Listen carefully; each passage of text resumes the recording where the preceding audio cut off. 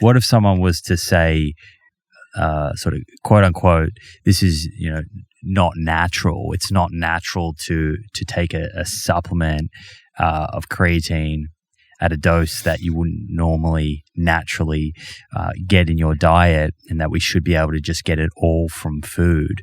What would your response be to that? I'm sure you've had that a few times in your career. I've heard that one a few times. It's definitely up to the individual and your style of thinking. If you are comfortable stopping with nutrition research at the elimination of deficiency diseases, right? If that's all you care about is rickets and scurvy and anemia, then that's fine with me. But we're really looking at nutrients from the perspective of optimal health now. And I think most people aren't aware that, the recommended dietary intakes do change and do evolve, and some of them quite contentiously, right? I teach my students, I actually show them the last edition of the textbook and the current edition, and the recommended dietary intake of vitamin D tripled. That's pretty far off. So, nutrition is a very young science. We've been thinking about nutrition and tinkering with nutrition for a long time, but nutritional science is young, and we identified the essential compounds, and we, eradicated deficiency diseases. And now we're at this point where, is this, an unnatural thing that you're doing?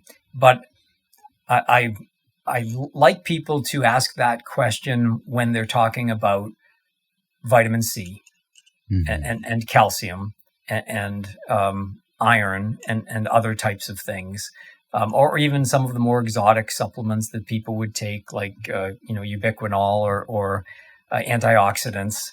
It's really a question about minimal health and avoiding deficiency diseases versus optimal health. Mm-hmm. So, as you mentioned, you've been taking creatine long term for quite a while, and how do you feel? do you feel like you're violating nature's laws by doing that? It also has to be worked into your diet, right? Because meat consumption, meat's cost, the health effects of the saturated fat in meat, the ability for older adults to chew meat, or the ability of people to digest meat, issues related to climate or farming techniques or eating animals in the first place. These all have to be put into that, the context of that simple question: are you doing something unnatural?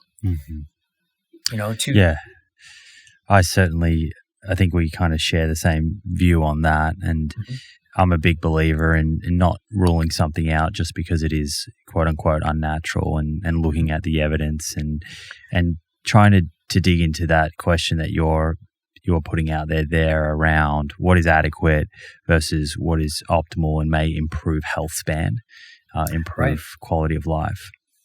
Right. And this is all wrapped around the largest issues we have, which are related to obesity, physical inactivity, poor physical fitness, and cardiometabolic disease.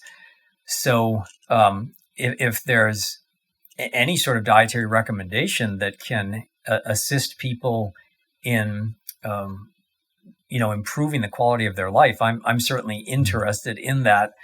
Given that the rest of the food business seems to be working against them, and the rest of the global environment seems to be working against being a physically active, normal weight, a nutrient-rich diet type of person. So they're big questions.